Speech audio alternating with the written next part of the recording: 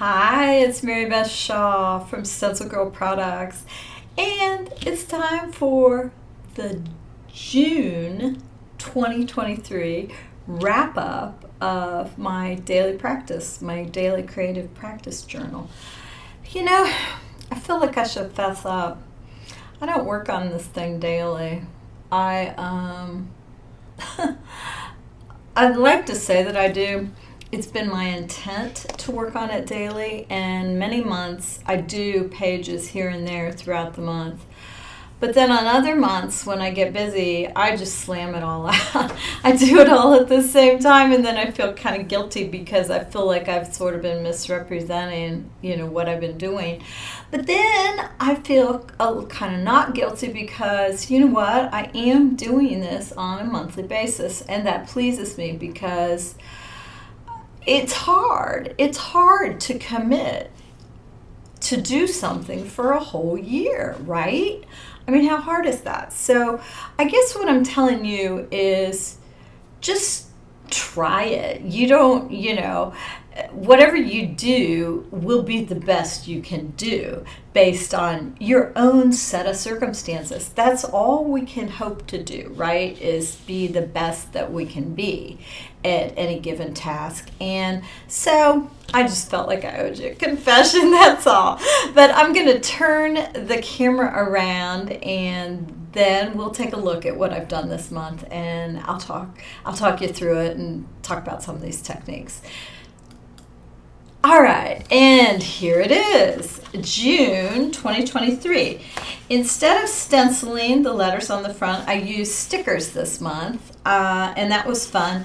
These were actual stickers, and these are rub-ons, the numbers here, and that was a little bit different. I have used stencils in the past months, and I'm going to pull these pages out, and so we can look at the whole thing. So here's what I typically do is I work on, oh, there's something stuck on there.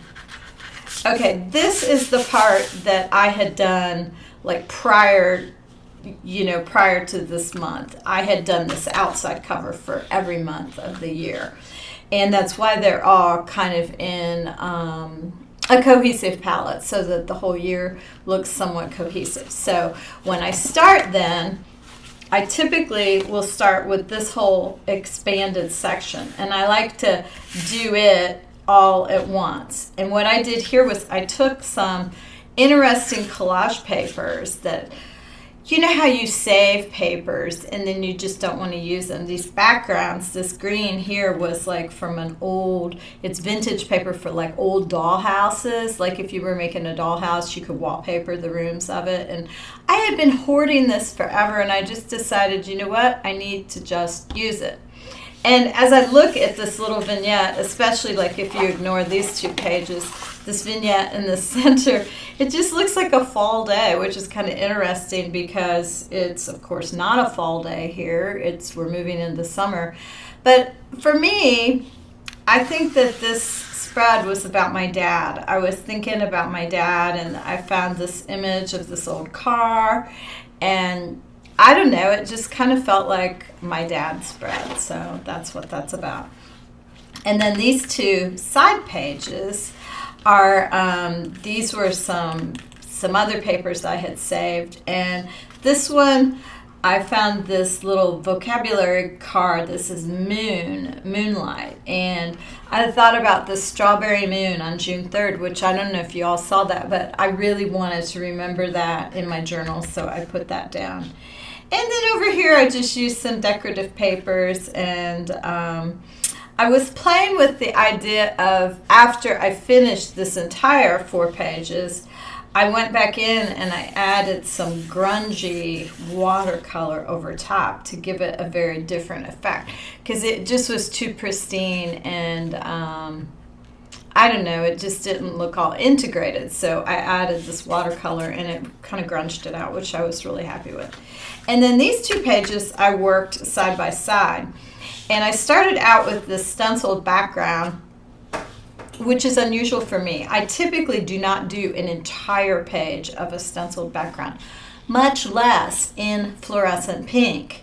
But it was a challenge to do that. And then I was like, wow, where do I go next? And so I'm going to hold it up a little bit so you can see it a little bit better. Then I added a piece of tissue over the bottom part of each of these pages, and I thought that that kind of, I don't know, you could see through it. You can see through it here, and you can still see the effects of the fluorescent pink popping through, which I liked very much. And then I just added collage on top. And this is my new favorite thing. These are some typewritten pages that I got in some collage pack somewhere.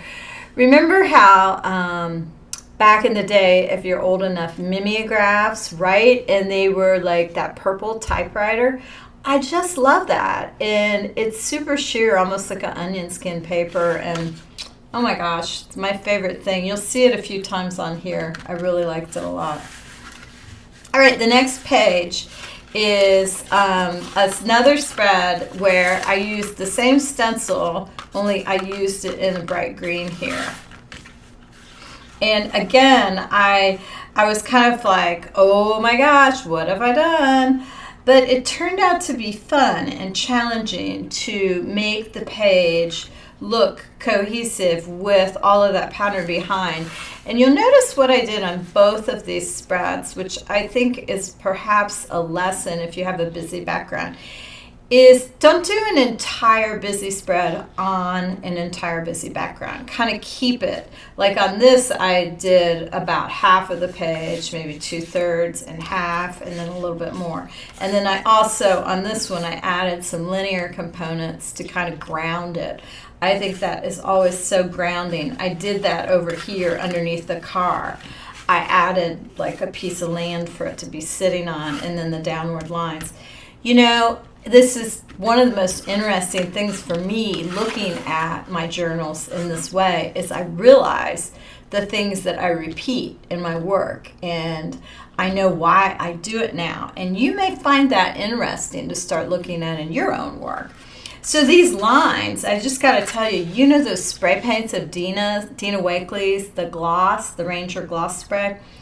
I love those things. They never spray. Right, and so I usually take the lid off and I just use them as a paint color. Well, this time I couldn't get the lid off, and I tried to spray it, and it sprayed, but it sprayed in a stream, which just blew my mind because it was so unexpected.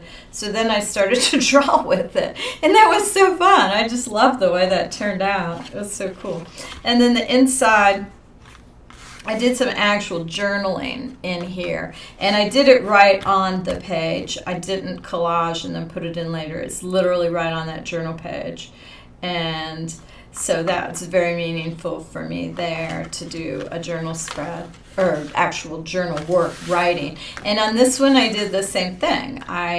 So you can see like the pages I did at a similar time, these, and anyway.